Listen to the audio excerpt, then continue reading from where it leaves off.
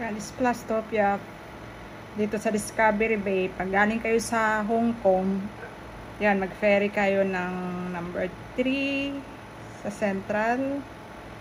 Kung mag-train,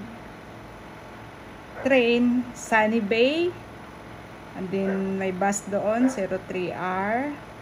Then kung Tung Chong, yan, 01R, I think. Yan.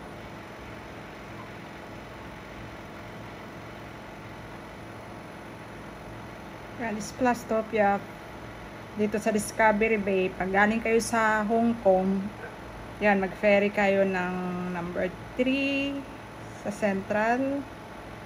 Kung mag-train, Sunny Bay, and then may bus doon, 03R. Then kung Tung Chong, yan, 01R, I think. Yan.